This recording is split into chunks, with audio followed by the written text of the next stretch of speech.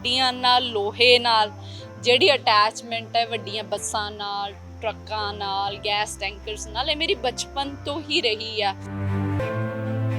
Petroleum association ਮੈਂ ਪੰਜਾਬ ਨੂੰ represent ਕਰਦੀ ਹਾਂ ਹੈ ਨਾ ਐਜ਼ ਅ ਐਗਜ਼ੈਕਟਿਵ ਮੈਂਬਰ ਹੈ ਤਾਂ ਸਾਰੇ ਜਾਣਦੇ ਹੀ ਨੇ ਕਿਉਂਕਿ ਪੂਰੀ ਪੰਜਾਬ ਦੀ ਬਾਡੀ ਦੇ ਵਿੱਚ ਇਕੱਲੀ ਫੀਮੇਲ ਮੈਂ ਹੀ ਆ। ਮੇਰੀ ਲਾਈਫ ਦਾ ਇੱਕ ਫੰਡਾ ਹੈ ਵੀ ਮੈਂ ਗਿਵ ਅਪ ਨਹੀਂ ਕਰਦੀ। ਮੈਂ ਇੱਕ ਚੀਜ਼ 'ਚ ਵਿਸ਼ਵਾਸ ਰੱਖਦੀ ਹਾਂ ਵੀ ਆਕੜ ਦੇ ਤਾਂ ਮੁਰਦੇ ਹੁੰਦੇ ਨੇ, ਜਿਉਂਦੇ ਲੋਕ ਆਕੜ ਦੇ ਨਹੀਂ ਹੁੰਦੇ ਤੇ ਜੇ ਜਿਉਂਦੇ ਹੋ ਤੁਸੀਂ ਤਾਂ ਫਿਰ ਆਕੜ ਨਾ ਰੱਖੋ। I am a jack of all trades, not a master of anything. ਮਜਬੂਰੀਆਂ ਤੁਹਾਡੇ ਆਪਦੇ ਥੌਟ 'ਚ ਨੇ, ਹਾਲਾਤ ਸਾਰੇ ਸੇਮ ਨੇ। ਮੰਨੀਏ ਤਾਂ ਸੰਘਰਸ਼ ਹੈ, ਨਾ ਮੰਨੀਏ ਤਾਂ ਆਪਣੀ ਜਰਨੀ ਹੈ। ਮੇਰੇ ਲਈ ਇਹ ਜਰਨੀ ਹੈ ਔਰ ਇਸ ਜਰਨੀ ਦੇ ਵਿੱਚ ਮੇਰਾ ਆਪਦਾ ਹੀ ਰਾਹ ਹੈ ਔਰ ਆਪਦੀ ਹੀ ਮੰਜ਼ਿਲ ਹੋਏਗੀ। ਅੱਜ ਤੁਹਾਨੂੰ ਉਸ ਮਹਿਲਾ ਨਾਲ ਮਿਲਾਵਾਂਗੇ ਜਿਨ੍ਹਾਂ ਨੇ ਟਰਾਂਸਪੋਰਟ ਤਾਂ ਸਾਂਭੀ ਹੋਈ ਹੈ, ਸਲੂਨ ਵੀ ਸਾਂਭਿਆ ਹੋਇਆ ਤੇ ਨਾਲ ਹੀ ਬੁਟੀਕ ਦਾ ਕੰਮ ਸਾਂਭਿਆ ਹੋਇਆ। ਕੁੜੀਆਂ ਦੇ ਲਈ ਮੇਰਾ ਸੁਨੇਹਾ ਵੀ ਤੁਸੀਂ ਵਿਚਾਰੇ ਨਹੀਂ ਹੋ, ਤੁਸੀਂ ਪਾਵਰਫੁਲ ਹੋ। ਇੱਕ ਕੁੜੀ ਜਿਹੜੀ ਹੁੰਦੀ ਹੈ ਨਾ ਐਜ਼ ਕੰਪੇਅਰ ਟੂ ਬॉयਜ਼ ਮਲਟੀਟਾਸਕਰ ਹੁੰਦੀ ਹੈ। ਸ਼੍ਰੀਮਤੀ ਸੋਨੀਆ ਗਾਂਧੀ ਜੀ ਨੂੰ ਦੇਖੀਏ ਜਿਸ ਤਰੀਕੇ ਦੇ ਨਾਲ ਉਹਨਾਂ ਨੇ ਕਾਂਗਰਸ ਦੀ ਵਾਗਡੋਰ ਸੰਭਾਲੀ ਹੋਈ ਹੈ। ਮਮਤਾ ਬੈਨਰਜੀ ਦੀ ਗੱਲ ਕਰੀਏ, ਗਲਤੀਆਂ ਇਨਸਾਨ ਤੋਂ ਹੁੰਦੀਆਂ ਨੇ। ਜੇ ਆਪਾਂ ਨੂੰ ਇਹ ਨਹੀਂ ਸੋਚਣਾ ਚਾਹੀਦਾ ਵੀ ਜੇ ਮੈਂ ਵਧੀਆ ਨਾ ਕੀਤਾ ਲੋਕੀ ਮੇਰਾ ਮਜ਼ਾਕ ਉਡਾਉਣਗੇ। मानू उसका भी मान है कि हमें पौध के रहने वाले हैं, पर इंजा भी हमारा चंडीगढ़ भी हमारे ते चलिया गया और हमारी बोली नू भी इज्जत उस तरीके की नहीं मिली क्योंकि हमें ही नहीं दिती।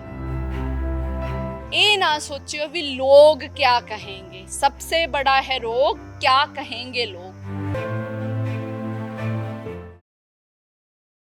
ਰੋਜ਼ਾਨਾ ਸਪੋਕਸਮੈਨ ਤੁਸੀਂ ਦੇਖ ਰਹੇ, ਮੈਂ ਹਾਂ ਤੁਹਾਡੇ ਨਾਲ ਜਗਸੀਰ ਸਿੰਘ।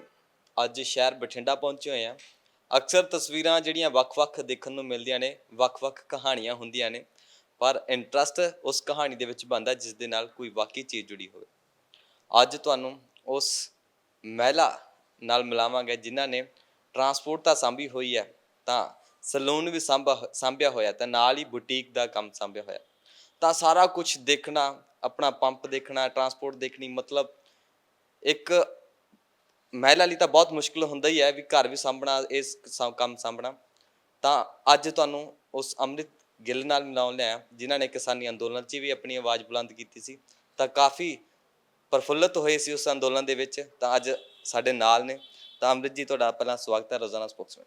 ਸਤਿ ਸ਼੍ਰੀ ਅਕਾਲ ਸਾਰਿਆਂ ਨੂੰ, ਰੋਜ਼ਾਨਾ ਸਪੋਕਸਮੈਨ ਦੇ ਸਾਰੇ ਵਿਊਅਰਸ ਨੂੰ ਮੇਰੀ ਪਿਆਰ ਭਰੀ ਸਤਿ ਸ਼੍ਰੀ ਅਕਾਲ ਜੀ। ਸਤਿ ਸ਼੍ਰੀ ਅਕਾਲ ਮੈਮ। ਜਿਵੇਂ ਸ਼ੁਰੂਆਤ ਦੇ ਵਿੱਚ ਕਿਹਾ ਵੀ ਇੰਨਾ ਕੁਛ ਸਾਂਭਿਆ ਹੋਇਆ, ਟਰਾਂਸਪੋਰਟ ਸਾਂਭੀ ਹੋਈ ਹੈ, ਪੰਪ ਸਾਂਭੇ ਹੋਏ ਨੇ, ਤਾਂ ਬੁਟੀਕ ਸਾਂਭਿਆ ਹੋਇਆ, ਇੱਧਰ ਸੈਲੂਨ ਸਾਂਭਿਆ ਹੋਇਆ। ਕਿਵੇਂ ਮੈਨੇਜ ਹੁੰਦਾ ਹੈ ਸਾਰਾ ਕੁਛ? ਕੀ ਇਹ ਕਹਾਣੀ ਹੈ ਤੁਹਾਡੀ ਜ਼ਿੰਦਗੀ ਦੀ? ਮੈਨੇਜ ਕਰਨ ਦੇ ਵਿੱਚ ਐਵੇਂ ਆ ਛੋਟੇ ਵੀਰ ਵੀ ਟਾਈਮ ਮੈਨੇਜ ਕੀਤਾ ਹਰ ਚੀਜ਼ ਨੂੰ। ਇੱਕ ਮੈਂ ਤੁਹਾਨੂੰ ਇੱਕ ਗੱਲ ਦੱਸਦੀ ਹਾਂ ਵੀ ਜਦੋਂ ਆਪਾਂ ਜੰਮਦੇ ਆ ਨਾ ਆਪਾਂ ਹੋਲ ਕੰਪਲੀਟ ਤੇ ਪਰਫੈਕਟ ਹੁੰਨੇ ਆ।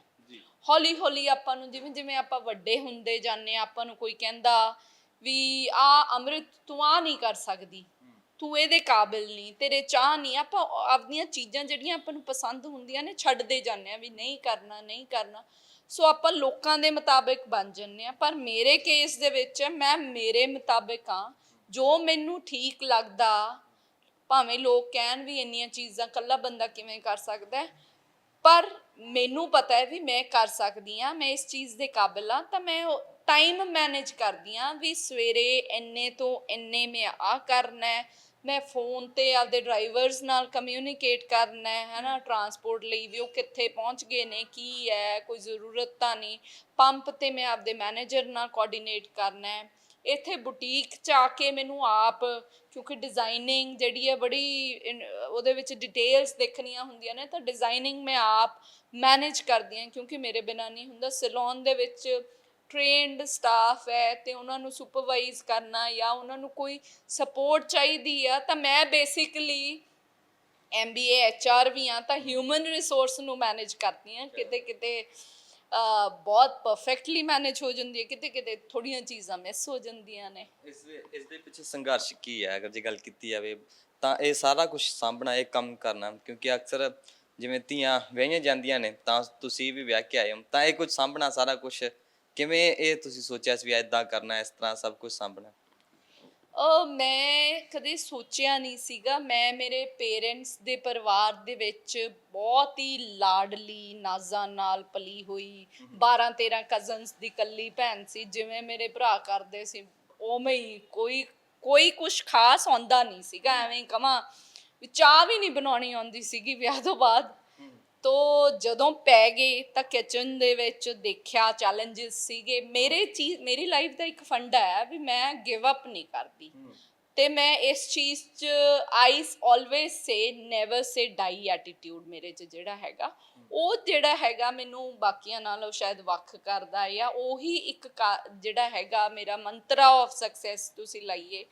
ਵੀ ਵਿਆਹ ਤੋਂ ਬਾਅਦ ਆਪਣੇ ਪਰਿਵਾਰ 'ਚ ਆ ਗਏ, ਇਨ-ਲॉज ਪਰਿਵਾਰ ਦੇ ਵਿੱਚ ਆ ਗਏ, ਤਾਂ ਜਿੰਨਾ ਮੈਨੂੰ ਮੇਰੇ ਮਾਪਿਓ ਦੇ ਘਰੇ ਪਿਆਰ ਮਿਲਿਆ ਸੀਗਾ, ਮੇਰੇ ਕੋਲੇ ਫਰੀडम ਸੀਗਾ, ਮੇਰੇ ਸਹੁਰਿਆਂ ਦੇ ਘਰੇ ਮੈਨੂੰ ਉਸ ਤੋਂ ਵੀ ਜ਼ਿਆਦਾ ਮਿਲਿਆ।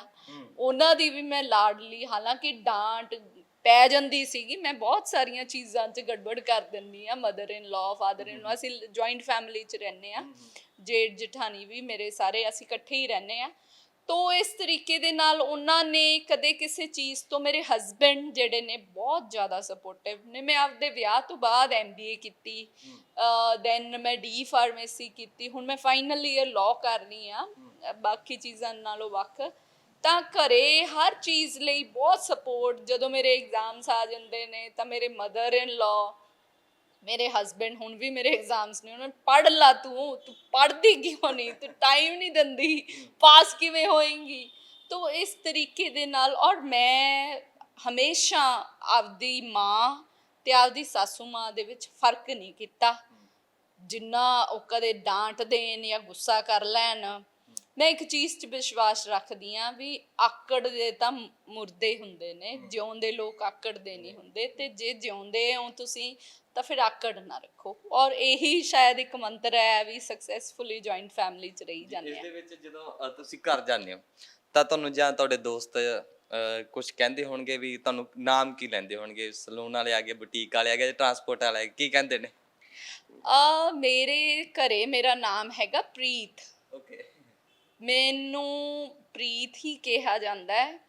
ਤੇ ਮੇਰੇ ਰਿਲੇਟਿਵਸ, ਮੇਰੇ ਮਾਮਾ ਜੀ ਹੁਣਾਂ ਦੀ ਮੈਂ ਲਾਡਲੀ ਹਾਂ ਕਾਫੀ। ਉਹ ਪਿਸਤੂ ਪਿਸਤਾ, ਜਿਹਨੂੰ ਜਿਵੇਂ ਠੀਕ ਲੱਗਦਾ ਹੈ ਨਾ, ਤਾਂ ਉਹ ਇਸ ਤਰੀਕੇ ਦੇ ਨਾਲ। ਜਿਹੜਾ ਅੰਮ੍ਰਿਤ ਗਿੱਲ ਹੈ ਨਾਮ, ਇਹ ਮੇਰਾ ਸਿਆਸੀ ਤੌਰ ਤੇ, ਜਾਂ ਜਿਵੇਂ ਮੈਨੂੰ ਫੇਮ ਮਿਲ ਰਿਹਾ ਹੈ, ਤਾਂ ਗਿੱਲ ਮੇਰੇ ਹਸਬੈਂਡ ਦਾ ਸਰਨੇਮ ਹੈ, ਅੰਮ੍ਰਿਤ ਮੇਰਾ ਨਾਮ ਹੈ।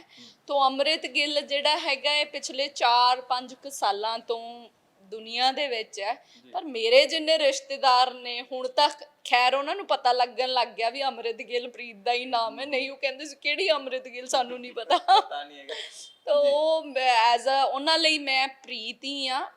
ਉਹਨਾਂ ਦੀ ਜਿਹੀ ਮੈਂ ਪਹਿਲਾਂ ਸੀਗੀ, ਅੱਜ ਤੋਂ 20 ਸਾਲ 25 ਸਾਲ ਪਹਿਲਾਂ, ਛੋਟੀ ਜੀ ਸ਼ਰਾਰਤੀ ਹੈ ਨਾ, ਹਰ ਚੀਜ਼ ਜੋ ਪੁੱਠੇ ਕੰਮ ਸਿੱਧੇ ਕੰਮ ਕਰਨੇ, ਉਹ ਅੱਜ ਵੀ ਉਹਨਾਂ ਨੂੰ ਉਵੇਂ ਹੀ ਨਜ਼ਰ ਆਉਂਦੀ ਆ। ਬਾਕੀ ਤਾਂ ਲਾਈਫ ਵਧੀਆ ਹੈ। ਹਾਂਜੀ। ਤੇ ਇੱਥੇ ਮਤਲਬ ਸਵੇਰ ਤੋਂ ਤੁਸੀਂ ਆ ਜਾਂਦੇ ਹੋ ਤਾਂ ਤੁਹਾਡੇ ਜਿੰਨੇ ਵੀ ਇੱਥੇ ਕਸਟਮਰ ਆਉਂਦੇ ਨੇ, ਜਾਂ ਤੁਹਾਡੇ ਇੱਥੇ ਕੰਮ ਕਰਨ ਵਾਲੇ ਵਰਕਰ ਨੇ, ਤਾਂ ਸਭ ਨਾਲ ਫਿਰ ਪਿਆਰ ਕਿਵੇਂ ਰਹਿੰਦਾ ਇੱਥੇ? ਕੋਈ ਅਜਿਹੀ ਗੱਲ ਤਾਂ ਨਹੀਂ ਹੁੰਦੀ, ਜਿਵੇਂ ਤੁਸੀਂ ਐਟੀਟਿਊਡ ਦੀ ਗੱਲ ਆਖੀ ਸੀ, ਵੀ ਇਹੋ ਜਿਹੀ ਕੋਈ ਗੱਲ ਤਾਂ ਨਹੀਂ ਹੁੰਦੀ? ਦੇਖੋ, ਜਿੱਥੇ ਫੈਮਿਲੀ ਹੋਵੇ ਉੱਥੇ ਡਾਂਟ ਵੀ ਹੁੰਦੀ ਹੈ, ਉੱਥੇ ਪਿਆਰ ਵੀ ਹੁੰਦਾ ਹੈ। ਭਾਂਡੇ ਖੜਕ ਜਾਂਦੇ ਨੇ ਜਦੋਂ ਕੋਈ ਚੀਜ਼ ਅਪ ਟੂ ਦਾ ਮਾਰਕ ਨਹੀਂ ਹੁੰਦੀ।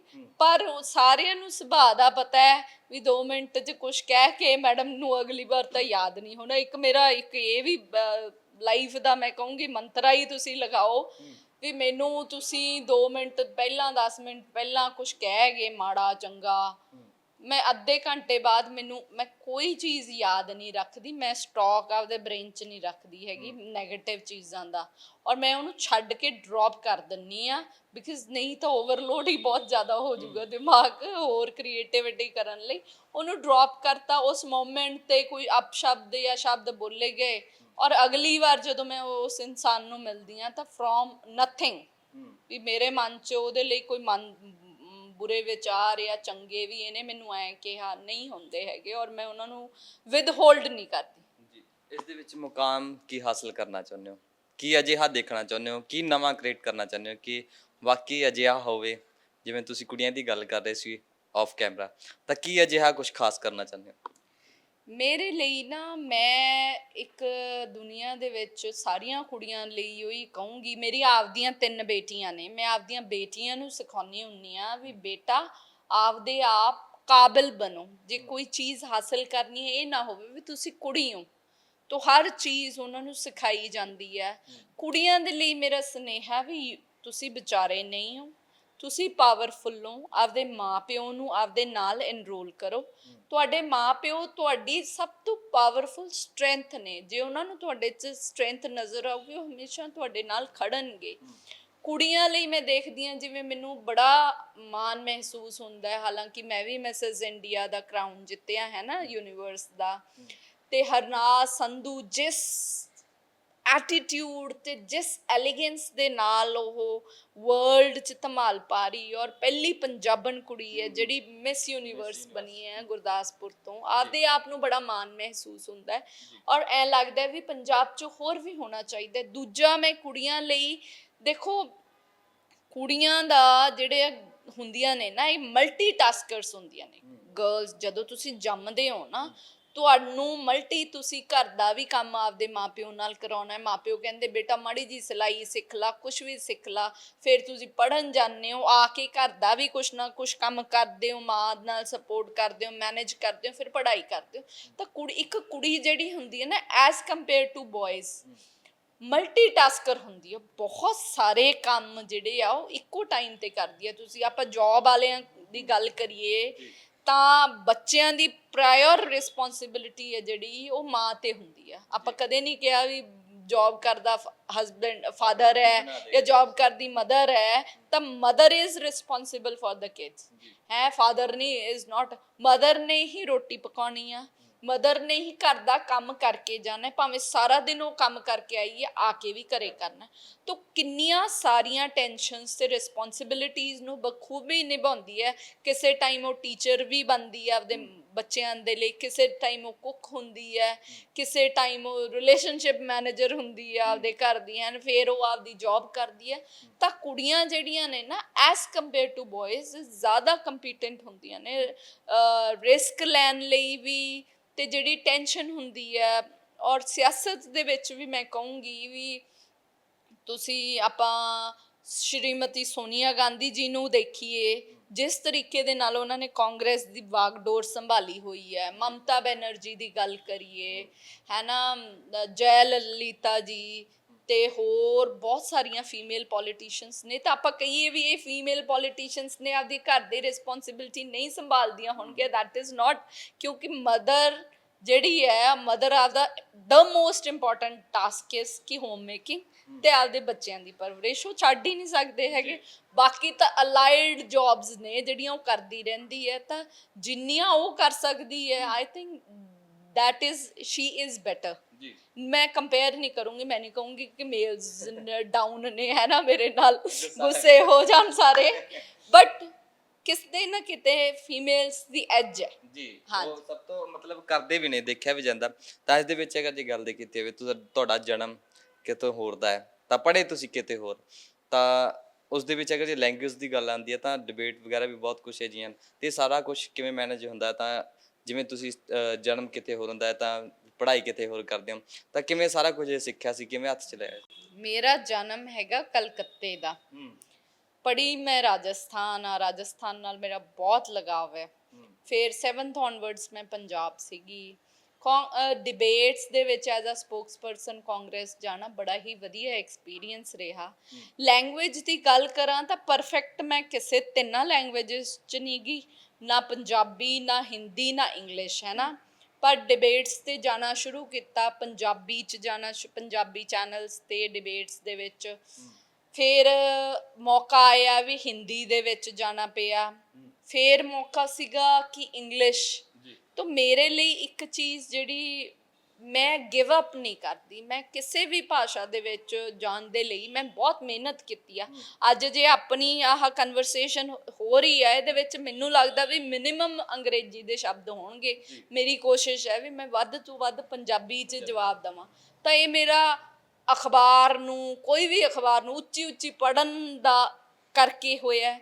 ਮੈਨੂੰ ਰੀਡਿੰਗ ਅੰਗਰੇਜ਼ੀ ਦੀ ਵੀ ਅਖਬਾਰ ਉੱਚੀ ਉੱਚੀ ਪੜ੍ਹਨਾ, ਤਾਂ ਉਸ ਚੀਜ਼ ਕਰਕੇ ਹੈ ਵੀ ਪੰਜਾਬੀ, ਹਿੰਦੀ ਤੇ ਇੰਗਲਿਸ਼ ਦੇ ਚੈਨਲਾਂ ਦੇ ਵਿੱਚ ਡਿਬੇਟਸ 'ਚ ਜਾਣ ਲਈ ਹੁਣ ਮੈਨੂੰ ਦਿੱਕਤ ਨਹੀਂ ਹੁੰਦੀ। ਇੱਕ ਚੀਜ਼ ਜਿਹੜੀ ਹੋਰ ਹੈ ਵੀ ਮੈਨੂੰ ਲੱਗਦਾ ਵੀ ਗਲਤੀਆਂ ਇਨਸਾਨ ਤੋਂ ਹੁੰਦੀਆਂ ਨੇ। ਜੇ ਆਪਾਂ ਨੂੰ ਇਹ ਨਹੀਂ ਸੋਚਣਾ ਚਾਹੀਦਾ ਵੀ ਜੇ ਮੈਂ ਵਧੀਆ ਨਾ ਕੀਤਾ ਲੋਕੀ ਮੇਰਾ ਮਜ਼ਾਕ ਉਡਾਉਣਗੇ। ਜੇ ਤੁਸੀਂ ਉੱਠ ਕੇ ਕੁਛ ਕਰੋਗੇ ਤਾਂ ਹੀ ਲੋਕਾਂ ਨੂੰ ਪਤਾ ਲੱਗੂ ਵੀ ਇਹ ਕਰ ਰਿਹਾ। ਜੇ ਮਜ਼ਾਕ ਵੀ ਉਡਾਉਣਗੇ, ਨੈਵਰ, ਕੋਈ ਗੱਲ ਨਹੀਂ, ਗਲਤੀ ਹੋਈ ਹੈ ਉਹਨੂੰ ਸੁਧਾਰ ਲਓ। ਸੋ ਮੇਰਾ ਜਿਹੜਾ ਐਟੀਟਿਊਡ ਹੈ ਵੀ ਮੈਂ ਕਿਸੇ ਚੀਜ਼ ਤੋਂ, ਮੈਨੂੰ ਐ ਨਹੀਂ ਹੁੰਦਾ ਵੀ ਕੋਈ ਮੇਰਾ ਮਜ਼ਾਕ ਉਡਾਊਗਾ। ਮੈਨੂੰ ਐ ਹੁੰਦਾ ਵੀ ਮਿਸਿੰਗ ਹੈ ਤਾਂ ਮੈਂ ਪੁੱਛ ਲਾਂ ਵੀ ਉਹਨੂੰ ਕਿਵੇਂ ਬੈਟਰ ਕਰਾਂ, ਮੈਂ ਸੁਧਾਰਾਂ ਕਿਵੇਂ, ਹੈ ਨਾ।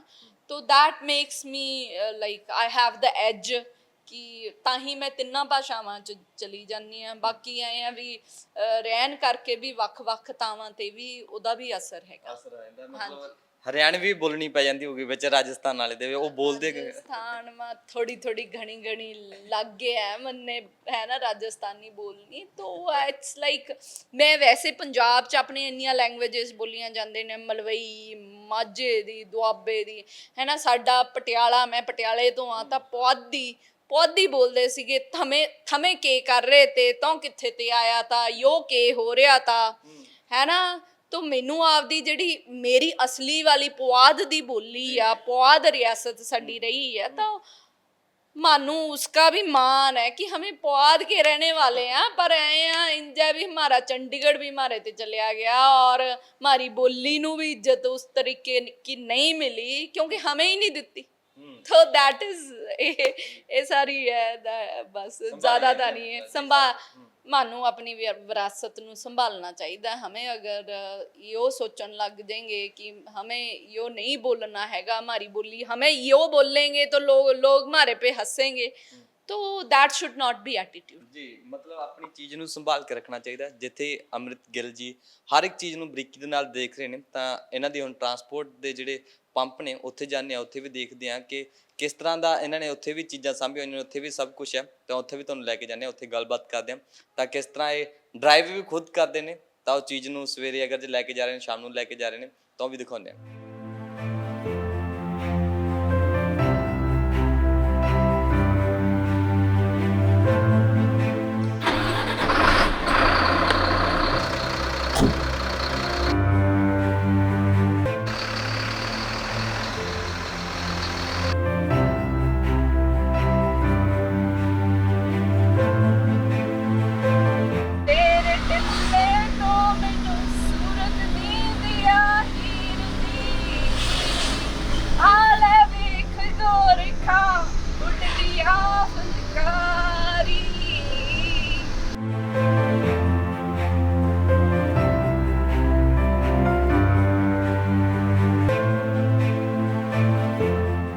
ਪਹਿਲਾਂ ਤੁਹਾਨੂੰ ਜਿਹੜੀ ਤਸਵੀਰ ਦਿਖਾ ਰਹੇ ਸੀ, ਅੰਮ੍ਰਿਤ ਗਿੱਲ ਜੀ ਨਾਲ ਗੱਲਬਾਤ ਕਰਾ ਰਹੇ ਸੀ ਕਿ ਉਹਨਾਂ ਦੇ ਅਸੀਂ ਹੁਣ ਪੰਪ ਤੇ ਪਹੁੰਚੇ ਹੋਏ ਹਾਂ। ਤਾਂ ਉਹਨਾਂ ਦੇ ਪੰਪ ਦੇ ਉੱਤੇ ਜਿਵੇਂ ਉਹ ਡਰਾਈਵ ਕਰ ਰਹੇ ਸੀ, ਤੁਸੀਂ ਦੇਖ ਵੀ ਚੁੱਕੇ ਹੋ ਤਾਂ ਕਿਵੇਂ ਸਭ ਕੁਝ ਸਾਂਭਦੇ ਨੇ। ਤਾਂ ਉਹਨਾਂ ਦਾ ਇਹ ਪੰਪ ਹੈ। ਤਾਂ ਅੰਮ੍ਰਿਤ ਗਿੱਲ ਸਾਡੇ ਨਾਲ ਨੇ। ਮੈਡਮ, ਪੰਪ ਤੇ ਆ ਗਏ, ਗੱਡੀ ਵੀ ਤੁਸੀਂ ਆਪ ਖੁਦ ਡਰਾਈਵ ਕੀਤੀ ਹੈ, ਤਾਂ ਸਾਰਾ ਕੁਝ ਸਾਂਭਣਾ, ਤਾਂ ਕਿਵੇਂ ਇਹ ਚੀਜ਼ ਆਇਆ ਸੀ? ਜਿਵੇਂ ਮੈਂ ਪਹਿਲਾਂ ਹੀ ਪੁੱਛ ਰਿਹਾ, ਸਾਰਾ ਕੁਝ ਸਾਂਭਣਾ ਤੁਸੀਂ ਦੱਸਿਆ ਸੀ, ਤਾਂ ਇੱਥੇ ਹੁਣ ਡਰਾਈਵ ਵੀ ਖੁਦ ਕੀਤੀ, ਤਾਂ ਟਰਾਂਸਪੋਰਟ ਵੀ ਸਾਰੀ ਦੇਖਣੀ, ਪੰਪ ਦੇ ਇੱਥੇ ਵਰਕਰਾਂ ਨੂੰ ਸਾਰਿਆਂ ਨੂੰ ਦੇਖਣਾ। ट्रांसपोर्ट जिहड़ी लाइन है ना, ये मेरे पेरेंट्स दी, मतलब साडी विरासत कहिए, क्योंकि मेरा पेरेंट्स परिवार या मेरा नानका परिवार सारे ही ट्रांसपोर्टर्स ने। तो गड्डियां नाल, लोहे नाल जिहड़ी अटैचमेंट है वड्डियां बसां नाल, ट्रक्कां नाल, गैस टैंकर्स नाल, ये मेरी बचपन तो ही रही आ। ਤਾਂ ਬਚਪਨ ਤੋਂ ਤਾਂਘ ਹੁੰਦੀ ਸੀਗੀ ਵੀ ਹਾਂ ਮੈਂ ਆਹ ਗੱਡੀ ਚਲਾਉਣੀ ਆ। ਛੋਟੇ ਹੁੰਦੇ ਕਦੇ ਗੇਅਰ ਖਿੱਚਦੇ ਨਾ, ਕਦੇ ਕੁਛ ਹੈ ਨਾ, ਗੱਡੀ ਅੱਗੇ ਨੂੰ ਜਾਣੀ ਤਾਂ ਡਰ ਜਾਣਾ, ਪਰ ਐਂ ਲੱਗਦਾ ਸੀ ਵੀ ਇੱਕ ਦਿਨ ਮੈਂ ਚਲਾਉਂਗੀ। ਤਾਂ ਉਹ ਜਿਹੜੀ ਹੈ ਉਹ ਇੱਛਾ ਰੱਖੀ ਤੇ ਉਹਨੂੰ ਮਿਹਨਤ ਕੌਨਸਟੈਂਟਲੀ ਓਬਜ਼ਰਵ ਕਰਕੇ ਸਿੱਖਿਆ, ਪ੍ਰੈਕਟਿਸ ਕੀਤੀ ਥੋੜੀ ਤਾਂ ਫਿਰ ਇਹ ਗੱਡੀ ਚਲਾਣੀ ਆ ਗਈ ਹੈ ਨਾ। ਮੇਰੇ ਹਸਬੈਂਡ ਦੀ ਆਪਦੀ ਹੈਰੀ ਲੌਜਿਸਟਿਕ ਟਰਾਂਸਪੋਰਟ ਹੈ ਤੇ ਆਪਾਂ ਜਿੱਥੇ ਖੜੇ ਆ ਹੈਰੀ ਆਟੋ ਫਿਊਲਸ ਹੈ ਨਾ। ਜਦੋਂ ਇਹ ਪੰਪ ਬਣਦਾ ਸੀਗਾ ਅੱਜ ਤੋਂ ਤਕਰੀਬਨ 9-10 ਸਾਲ ਪਹਿਲਾਂ ਹੈ ਨਾ, ਜਦੋਂ ਸਾਰੀਆਂ NOCs ਲੈਣਾ ਸਾਰਾ ਕੁਛ, ਤਾਂ ਉਦੋਂ ਮੈਂ ਮੇਰੇ ਹਸਬੈਂਡ ਦੇ ਨਾਲ ਇਨਵੋਲਵ, ਜਿਵੇਂ ਕਹਿੰਦੇ ਮੋਢੇ ਨਾਲ ਮੋਢਾ ਜੋੜ ਕੇ ਪਰਿਵਾਰ ਵੀ ਸੀਗਾ, ਤਾਂ ਉਦੋਂ ਤੋਂ ਹੀ ਪੰਪ ਦੇ ਨਾਲ ਅਟੈਚਮੈਂਟ ਆ। ਸਾਰਾ ਸਿਸਟਮ ਵੀ ਇੱਥੋਂ NOC ਕਿਵੇਂ ਮਿਲੂਗਾ, ਤੇ ਈਵਨ ਜਦੋਂ ਕੰਸਟਰਕਸ਼ਨ ਹੁੰਦੀ ਸੀਗੀ ਜੂਨ ਦੇ ਮਹੀਨੇ 'ਚ ਅਸੀਂ 2013 'ਚ ਚਲਾਇਆ ਸੀਗਾ, ਤਾਂ ਗਰਮੀ 'ਚ ਮੈਂ ਹੁੰਦੀ ਸੀ ਰੰਗ ਕਾਲਾ ਬੁਰਾ ਹਾਲ, ਘਰਦਿਆਂ ਨੇ ਕਹਿਣਾ ਪਹਿਚਾਣ ਹੀ ਨਹੀਂ ਆਉਂਦੀ ਹੈਗੀ। ਤਾਂ ਇਹ ਦਿਲ ਨਾਲ ਬਣਾਈਆਂ ਹੋਈਆਂ, ਮਿਹਨਤ ਨਾਲ ਬਣਾਈਆਂ ਹੋਈਆਂ ਚੀਜ਼ਾਂ ਨੇ। ਟਰਾਂਸਪੋਰਟ ਹੈ, ਗੱਡੀਆਂ ਨੇ, ਹੁਣ ਗੱਡੀਆਂ ਜਿਹੜੀਆਂ ਨੇ ਉਹ ਗੱਡੀਆਂ ਤਾਂ ਆਪ ਨਹੀਂ ਚੱਲ ਸਕਦੀਆਂ ਜੇ ਤੁਹਾਡੀ ਡਰਾਈਵਰਸ ਨਾਲ ਕਨੈਕਟੀਵਿਟੀ ਨੇ। ਜੇ ਡਰਾਈਵਰਸ ਨੂੰ ਤੁਸੀਂ ਐਜ਼ ਅ ਇਨਸਾਨ, ਐਜ਼ ਅ ਹਿਊਮਨ ਨਹੀਂ ਆਪਾਂ ਸਮਝਾਂਗੇ, ਤਾਂ ਫਿਰ ਆਪਣੀ ਟਰਾਂਸਪੋਰਟ ਸਕਸੈਸਫੁਲ ਨਹੀਂ ਹੋ ਸਕਦੀ। ਤਾਂ ਉਸ ਚੀਜ਼ ਨੂੰ ਆਪਦੇ ਹਸਬੈਂਡ ਤੋਂ ਸਿੱਖਿਆ, ਉਹਨਾਂ ਤੋਂ ਬਹੁਤ ਕੁਛ ਮੈਂ ਸਿੱਖਿਆ ਹੈ ਨਾ।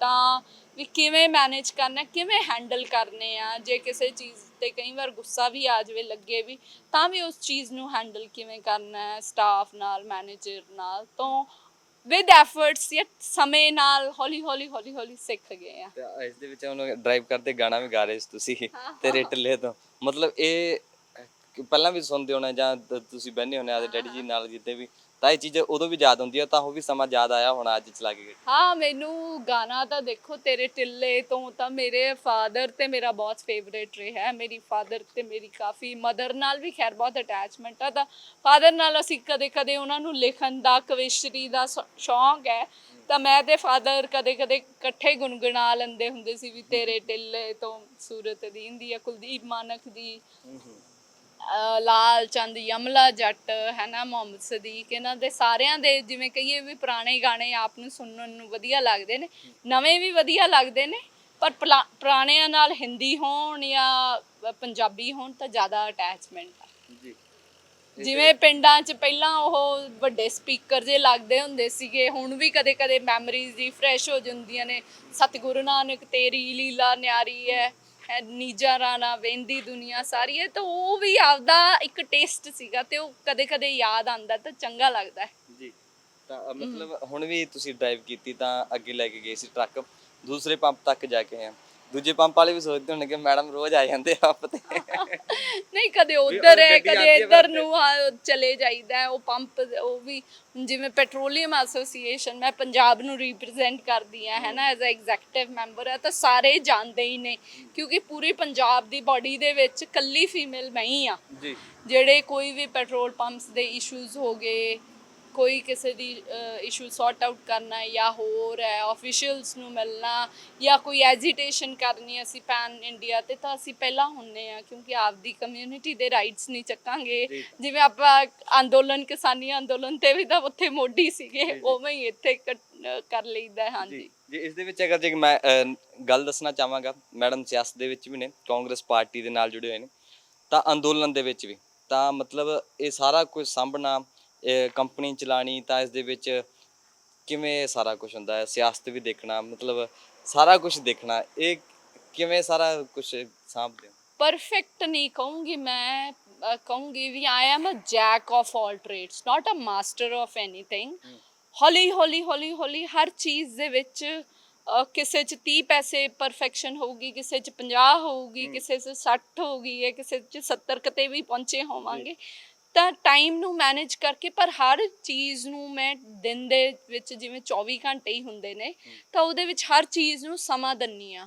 ਮੈਨੂੰ ਲੱਗਦਾ ਇੱਕ ਦੋ ਤਰੀਕੇ ਨੇ ਹੈ ਨਾ ਸਕਸੈਸ ਨੂੰ ਅਚੀਵ ਕਰਨ ਲਈ। ਇੱਕ ਤਾਂ ਹੈ ਵੀ ਤੁਸੀਂ ਕੌਨਸਟੈਂਟਲੀ ਇੱਕੋ ਹੀ ਚੀਜ਼ ਦੇ ਮਗਰ ਪੈ ਜਾਓ ਅਤੇ ਉਹਦੀ ਮਹਾਰਤ ਹਾਸਿਲ ਕਰ ਲਓ, ਪਰ ਦੂਜਾ ਤਰੀਕਾ ਹੈ ਵੀ ਕੌਨਸਟੈਂਟਲੀ ਕਰੀ ਚੱਲੋ, ਥੋੜ੍ਹਾ ਜਿੰਨੇ ਤੁਹਾਡੇ ਖਿੱਤੇ ਨੇ, ਜਿੰਨੀਆਂ ਚੀਜ਼ਾਂ ਤੁਸੀਂ ਕਰਨਾ ਚਾਹੁੰਦੇ ਹੋ, ਜਿਹੜਾ ਤੁਹਾਨੂੰ, ਕਿਉਂਕਿ ਮੈਨੂੰ ਐਂ ਲੱਗਦਾ ਵੀ ਕੱਲ੍ਹ ਨੂੰ ਤੁਸੀਂ ਜਦੋਂ ਆਪਦੇ ਡੈਥ ਬੈੱਡ 'ਤੇ ਹੋ, ਜ਼ਿੰਦਗੀ ਤੁਹਾਡੀ ਆਖਰੀ ਸਾਹਾਂ 'ਤੇ ਹੋਵੇ, ਤੁਹਾਨੂੰ ਇਸ ਚੀਜ਼ ਦਾ ਅਫਸੋਸ ਨਾ ਹੋਵੇ ਵੀ ਮੈਂ ਆਹ ਕਰਨਾ ਸੀਗਾ, ਮੈਂ ਕਰ ਨਹੀਂ ਪਾਇਆ। ਮਜਬੂਰੀਆਂ, ਬਿਕਾਜ਼ ਮਜਬੂਰੀਆਂ ਤੁਹਾਡੇ ਆਪਦੇ ਥੋਟ 'ਚ ਨੇ, ਹਾਲਾਤ ਸਾਰੇ ਸੇਮ ਨੇ। ਜੋ ਕਿਸੇ ਨੇ ਬਹੁਤ ਕੁਛ ਅਚੀਵ ਕਰ ਲਿਆ, ਉਹਦੇ ਲਈ ਵੀ ਹਵਾ, ਪਾਣੀ, ਰੋਟੀ ਸਭ ਸੇਮ ਸੀ।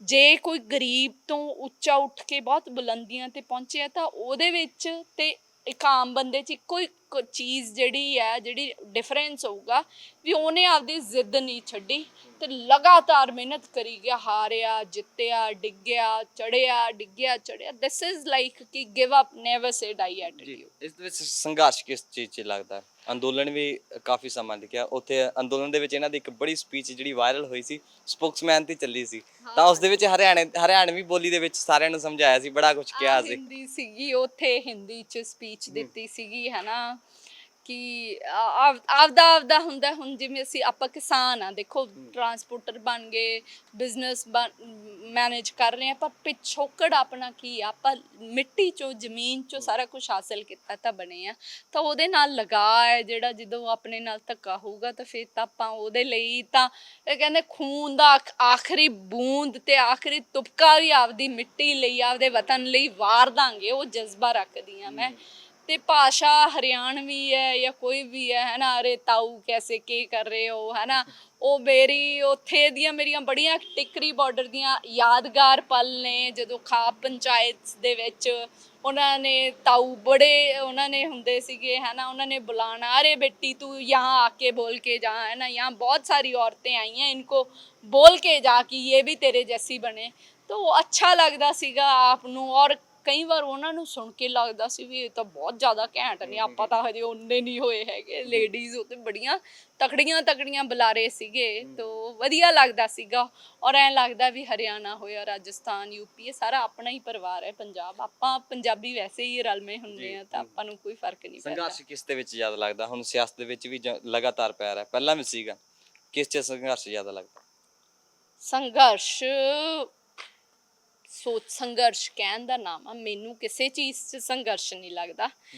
ਮੈਨੂੰ ਸਾਰੀਆਂ ਚੀਜ਼ਾਂ ਇੱਕੋ ਬਰਾਬਰ ਲੱਗਦੀਆਂ। ਜੇ ਕਹੀਏ ਸਾਰਿਆਂ 'ਚ ਹੀ ਸੰਘਰਸ਼ ਹੈ, ਜੇ ਕਹੀਏ ਸਾਰੇ ਹੀ ਸਮੂਥ ਨੇ, ਠੀਕ ਹੈ, ਸਾਰਿਆਂ ਨੂੰ ਹੀ ਕੌਨਸਟੈਂਟਲੀ ਦੇਖੋ ਪੋਲੀਟਿਕਸ ਕਰਨੀ, ਪੋਲੀਟਿਕਸ ਟਫ ਹੈ, ਕੁੜੀਆਂ ਲਈ ਪੋਲੀਟਿਕਸ ਟਫ ਹੈ, ਕਿਉਂਕਿ ਇਹ ਇਹੋ ਜਿਹਾ ਸਿਸਟਮ ਹੈ ਜਿੱਥੇ ਕੁੜੀਆਂ ਨੂੰ ਜ਼ਿਆਦਾ, ਲੇਡੀਜ਼ ਨੂੰ ਐਕਸੈਪਟ ਨਹੀਂ ਕੀਤਾ ਜਾਂਦਾ ਐਜ਼ ਅ ਲੀਡਰ।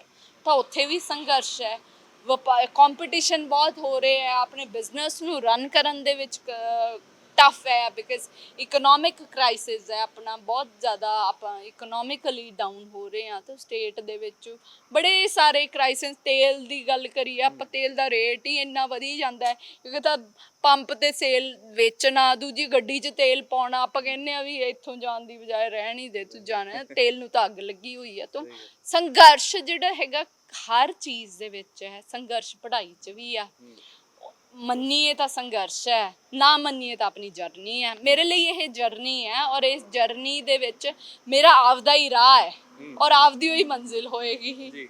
ਤੇ ਉਹ ਮੈਂ ਸਾਰਿਆਂ ਨੂੰ ਚਾਹੂੰਗੀ ਵੀ ਸਾਰੇ ਆਪਦੇ ਰਾਹ, ਆਪਦੀ ਮੰਜ਼ਿਲ ਬਣਾਉਣ, ਕਿਉਂਕਿ ਹਰ ਇਨਸਾਨ ਵੱਖ ਹੈ, ਉਹਦਾ ਦੂਜੇ ਨਾਲ ਕੋਈ ਮੈਚ ਨਹੀਂ ਹੁੰਦਾ ਹੈਗਾ।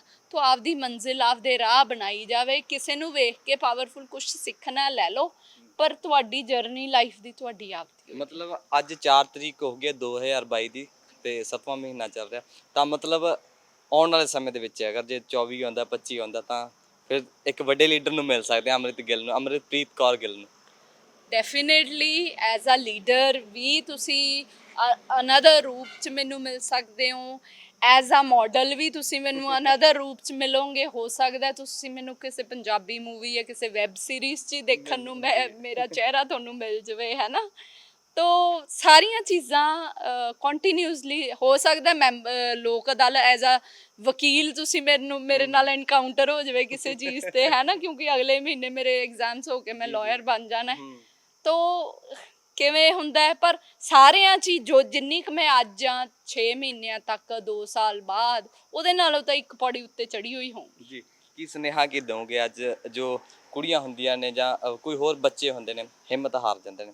ਤੁਸੀਂ ਵੀ ਕਦੇ ਹਿੰਮਤ ਨਹੀਂ ਹਾਰੀ, ਅੱਜ ਇੰਨਾ ਕੰਮ ਕੀਤਾ, ਇੰਨਾ ਸੰਘਰਸ਼ ਕੀਤਾ, ਤਾਂ ਹਰ ਇੱਕ ਚੀਜ਼ 'ਤੇ ਤੁਸੀਂ ਸੰਘਰਸ਼ ਦੱਸ ਦਿੱਤਾ, ਪੜ੍ਹਾਈ 'ਚ ਵੀ ਸੰਘਰਸ਼ ਹੈ। ਮੈਸੇਜ ਕੀ ਹੋਏਗਾ, ਸੁਨੇਹਾ ਕੀ ਹੋਏਗਾ ਪਿਆਰ ਲਈ? ਮੇਰਾ ਸੁਨੇਹਾ ਮੇਰੇ ਪੰਜਾਬੀਆਂ ਲਈ ਆ ਵੀ ਆਪਣੇ ਖੂਨ ਵਿੱਚ ਜਿਹੜਾ ਹੈਗਾ ਗਿਵ ਅਪ ਕਰਨਾ ਨਹੀਂ ਲਿਖਿਆ ਹੈਗਾ। ਸੰਘਰਸ਼, ਜ਼ਿੰਦਗੀ ਦਾ ਨਾਮ ਸੰਘਰਸ਼ ਹੈ। ਬਹੁਤ ਸਾਰੀਆਂ ਔਂਕੜਾਂ ਆਉਣਗੀਆਂ, ਬਹੁਤ ਸਾਰੇ ਤੁਹਾਡੇ ਡਿਸੀਜਨਸ ਵੀ ਤੁਹਾਨੂੰ ਲੱਗੂਗਾ ਨਹੀਂ ਸਹੀ ਹੈਗੇ। ਜੇ ਤੁਹਾਨੂੰ ਲੱਗਦਾ ਹੈ ਵੀ ਆਹ ਚੀਜ਼ ਮੇਰੇ ਲਈ ਸਹੀ ਨਹੀਂ, ਤਾਂ ਸਵਿਚ ਕਰੋ ਔਰ ये ना सोचियो भी लोग क्या कहेंगे, सबसे बड़ा है रोग क्या कहेंगे लोग।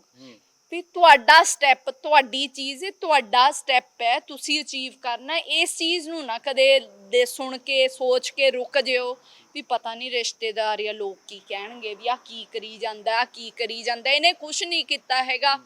ਬਹੁਤ ਸਾਰੀਆਂ ਚੀਜ਼ਾਂ ਮੈਨੂੰ ਵੀ ਬੜੀ ਵਾਰ ਬ੍ਰੇਕਡਾਊਨ ਆ ਜਾਂਦਾ, ਅਪਸੈਟ ਹੋ ਜਾਂਦਾ, ਨਹੀਂ ਕੁਛ ਨਹੀਂ ਬਣਿਆ, ਬਟ ਫਿਰ ਉਸ ਚੀਜ਼ ਨੂੰ ਉੱਥੇ ਰੱਖ ਕੇ ਫਿਰ ਸੋਚੀਦਾ ਹੁਣ ਇਸ ਤੋਂ ਬਾਅਦ ਕੀ ਪੋਸੀਬਲ ਹੈ, ਇਹਨੂੰ ਹੋਰ ਬੈਟਰ ਕਰ ਲਈਏ। ਸੋ ਮੈਂ ਮੇਰੇ ਸਾਰਿਆਂ ਨੂੰ ਕਹੂੰਗੀ ਵੀ ਨਿਰੰਤਰ ਚੱਲਦੇ ਰਹੋ, ਬਸ ਹਾਰਨਾ ਨਹੀਂਗਾ। ਜ਼ਿੰਦਗੀ ਆਪਣੇ ਆਪ ਹੀ, ਜ਼ਿੰਦਗੀ ਮੰਜ਼ਿਲ ਤੱਕ ਪਹੁੰਚਣ ਦਾ ਜਿਹੜਾ ਸਫ਼ਰ ਹੈ ਨਾ, ਉਹ ਵੀ ਬੜਾ ਪਾਵਰਫੁਲ ਹੈ। ਤੇ ਉਸ ਸਫ਼ਰ ਨੂੰ ਇਹ ਨਾ ਕਹੋ ਵੀ ਮੈਂ ਬਹੁਤ ਔਖਾ ਸੀ, ਮੈਂ ਬੜਾ ਸੰਘਰਸ਼ ਕੀਤਾ। ਮੈਂ ਉਹ ਸਫ਼ਰ ਹੌਲੀ ਹੌਲੀ ਹੌਲੀ ਹੌਲੀ ਤੈਅ ਕਰਦਾ ਗਿਆ, ਕਿਉਂਕਿ ਮੰਜ਼ਿਲ ਤਾਂ ਇੱਕ ਦਿਨ ਪਹੁੰਚ ਜਾਓਗੇ, ਪਰ ਮੰਜ਼ਿਲ ਨੂੰ ਪਹੁੰਚਣ ਲਈ ਤੁਹਾਡੀ ਸਾਰੀ ਜ਼ਿੰਦਗੀ ਮੰਜ਼ਿਲ ਤੱਕ ਪਹੁੰਚਣ ਲਈ ਲੱਗ ਜਾਣੀ। Enjoy that journey, that journey of achieving that target ਜਾਂ ਜਿਹੜਾ ਗੋਲ ਹੈ ਆਪਦਾ ਅਚੀਵ ਕਰਨ ਤੱਕ ਦੀ ਜਿਹੜੀ ਜਰਨੀ ਆ, ਇਹਨੂੰ ਐ ਨਾ ਕਹੋ ਵੀ ਬਹੁਤ ਔਖਾ ਟਾਈਮ ਸਾਰਿਆਂ ਦਾ ਉਵੇਂ ਹੀ ਆ। ਬਸ ਕਹੋ ਵੀ ਮੈਂ ਪਾਵਰਫੁਲੀ ਇਸ ਮਾਈਲਸਟੋਨ ਨੂੰ ਅਚੀਵ ਕੀਤਾ, ਫਿਰ ਆਹ ਕੀਤਾ, ਮੇਰਾ ਜ਼ਿੰਦਗੀ ਦਾ ਸਫ਼ਰ ਜਾਰੀ। ਜੀ ਬਹੁਤ ਸ਼ੁਕਰੀਆ ਅਮਰਿਤ ਜੀ ਸਮਾਂ ਦੇਣ ਲਈ। ਠੀਕ ਹੈ ਜੀ, ਧੰਨਵਾਦ, ਸ਼ੁਕਰੀਆ। ਸਤਿ ਸ਼੍ਰੀ ਅਕਾਲ। ਅਮਰਿਤ ਗਿੱਲ ਜੀ ਸਾਡੇ ਨਾਲ ਸੀ, ਤਾਂ ਇਹਨਾਂ ਨੂੰ ਤੁਸੀਂ ਪਹਿਲਾਂ ਵੀ ਕਈ ਵਾਰ ਦੇਖ ਚੁੱਕੇ ਹੋ। ਤਾਂ ਇਹਨਾਂ ਨੇ ਆਪਣੀ ਸਪੀਚ ਵੀ ਕਈ ਵਾਰ ਕਿਸਾਨੀ ਅੰਦੋਲਨ ਦਿੱਲੀ ਟਿਕਰੀ ਬਾਰਡਰ ਜਾਂ ਸਿੰਘੂ ਬਾਰਡਰ, ਉੱਥੇ ਕਈ ਵਾਰ ਇਹਨਾਂ ਨੇ ਅਜਿਹੀ ਸਪੀਚ ਦਿੱਤੀ ਹੈ ਤਾਂ ਰੌਂਗਟੇ ਖੜੇ ਹੋ ਜਾਂਦੇ ਸੀ ਆਵਾਜ਼ ਸੁਣ ਕੇ। ਅੱਜ ਇਹਨਾਂ ਦੀ ਜਿਹੜੀ ਜਰਨੀ ਸੀ ਉਹ ਤੁਹਾਡੇ ਨਾਲ ਸਾਂਝੀ ਕੀਤੀ ਆ। ਹਰ ਇੱਕ ਗੱਲ ਇਹਨਾਂ ਨੇ ਕਿਵੇਂ ਆਪਣਾ ਜੀਵਨ ਦੀ ਸ਼ੁਰੂਆਤ ਕੀਤੀ, ਕਿਵੇਂ ਹਰ ਇੱਕ ਚੀਜ਼ ਨੂੰ ਜਿਹੜਾ ਬਾਖੂਬੀ ਤਰੀਕੇ ਨਾਲ ਇੱਕ ਮਹਿਲਾ ਹੁੰਦੇ ਹੋਏ ਨਿਭਾਇਆ ਹੈ, ਤਾਂ ਅੱਜ ਉਹ ਤੁਹਾਡੇ ਨਾਲ ਸਾਂਝੀ ਕੀਤੀ। ਆਪਣੇ ਵਿਚਾਰ ਨੇ ਜਿਹੜੇ ਸਾਡੇ ਨਾਲ ਜੂ ਸਾਂਝੇ ਕਰੇ। ਕੈਮਰੇ ਸਾਥ ਯੋਗਦੇਵ ਸੀ ਅਮਨਦੀਪ ਸਿੰਘ, ਧੰਨਵਾਦ।